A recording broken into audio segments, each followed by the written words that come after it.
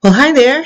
We're going to take a look at navigating the options for assisted living and or memory care facilities. It's both overwhelming for individuals, elders, providers, and families. Yet making the right choice is crucial to ensure that you and your loved one receives the best possible care. To aid in this decision-making process, I've looked at 5 critical questions to ask when evaluating these services.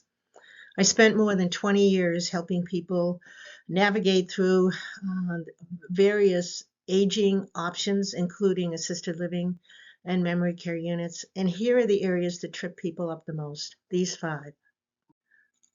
The first question to ask: so what if I or my loved one is hospitalized and my care needs change, either subtly or maybe quite a lot? It's critical to understand how a facility adapts to these changes in health status. If you or your loved one requires hospitalization, it's important to know how the care needs will be managed on return to the facility. So specifically ask about continuity of care. What are their policies regarding continuity of care? How do they reassess care needs after a hospital or rehab stay? Are staff available and able to handle any new requirements? For example, someone may have a hip replacement or may come back to the facility after a long rehab stay for a stroke. So ask. Also included in this is the reintegration process that goes along with continuity of care. How quickly can it be adjusted to meet the new needs? Is there a plan for physical rehabilitation, therapy services, nursing services? What additional services will be needed and what are the extra costs? Do they coordinate these care services? Be clear here, because care needs will change over time. And also within this is how are emergencies handled? What are the emergency protocols? Understanding how the facility handles emergencies during a medical crisis and how the staff are trained. What can be managed by the staff? Do they send an older person out to the hospital for every little thing, including falls? Get clear on this and understand how they're able to manage changing health status over time. The second question is which services are included and excluded with the money paying monthly? Clarity around these included, excluded services in the pricing structure is really key to understand and to avoid unexpected cost. So get a detailed breakdown. Get a detailed breakdown of the cost. Read the resident care agreements, what services are included, such as meals, transportation, basic medical care. Do not sign anything before reading, and if you feel you want an attorney to review it, so be it. What additional fees? What services incur extra charges? These extras could include personal care assistance, helping with bathing and dressing, medication management, giving an injection, or specialized therapies, things that are not included in insurance.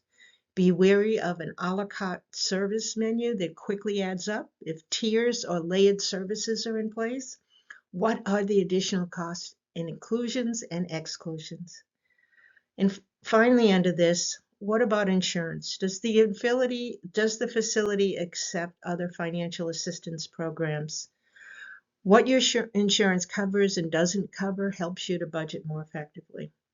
So beyond Medicare, does the facility support a PACE program for all-inclusive care for the elderly? Or do they accept states' Medicaid payers? How do they work with long-term care insurance companies? So find out what is in, what is out, as the needs change when you're going in the front door, and what insurances are and aren't accepted. The third question is what is the difference between acute medical needs and long-term care supports? Well, the difference between the two is important to select the right level of care. So acute medical needs refer to conditions that require immediate medical attention and involve typically a short-term treatment plan. Examples can include severe infections, post-surgical recovery, or an acute illness such as a flu. Facilities that provide some kind of acute care are usually equipped with more intensive medical resources. They may have a skilled nursing facility or primary care on site. Again, how often do they send residents out to the emergency room? What is available locally in the community, or what is available in-house? So medical needs typically paid mostly by insurances, health insurance like Medicare. Long-term supports are different. In contrast to acute medical needs, long-term supports focus on assistance with your daily activities for long-term or chronic conditions and disabilities.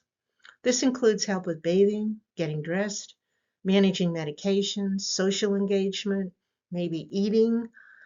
Understanding this distinction helps you to determine which facility or service provider aligns with your particular needs. Here's where it can get really expensive, quite fast. Know how your increasing long-term care needs are managed by staff and know the cost. As people grow older, they often need more help with these types of support services. So again, be clear before you sign in, sign up, and definitely move in. The fourth question, what type of staff do I need and what type of staff does the facility have? The qualifications and training of staff members significantly impact quality of care. What level of care is needed, such as ongoing medical care after hospitalizations, as we've already discussed, or maybe specialized care, such as a person who has memory loss or severe dementia. So let's look at staff qualifications. Inquire about the credentials and the training of the staff. Are there licensed nurses on site 24 hours, RNs, LPNs? Are there certified nurses assistants or resident care assistants, therapists? Who is actually on site and for how long? Understanding the staff's qualifications helps you assess the level of care available to you. What level of care do you need? Also here, look at the staff to resident ratios. Ask about this. A higher ratio means how many workers are available for each person, indicates more personalized attention and better overall outcomes. This reality is particularly important in memory care settings where residents need more support. Is there a nurse on site 24/7 in these facilities? Next, look at the ongoing training. Find out how staff receive ongoing training. Continuous education in areas of dementia care, first aid, emergency procedures, as well as managing other medical issues is key. I can tell you as an RN myself how much time was spent over the course of my 40 years just gaining additional training and education to stay up to date with the changes. And finally, do you follow advice of people who get paid to refer you? While seeking recommendations and advice, it's important to approach referrals with a very critical mindset. Understand incentives. Many professionals or agencies receive compensation for referring clients to specific facilities. Ask how someone is compensated if you are not paying yourself, and if their recommendations are based on professional experience or incentives or getting paid by the facility they refer to. Remember, nothing is free. Evaluate the objectivity. Consider whether the referral source has a vested interest in the recommendations they provide. Engage with multiple sources such as family members, healthcare professionals, independent reviews, local people. This gives you a much better and a more balanced perspective. Reach beyond the referrals. While the referrals can be helpful, it's essential to do your own research. Visit facilities, read online reviews, speak directly with current residents and their families. Gather firsthand experience. This is key.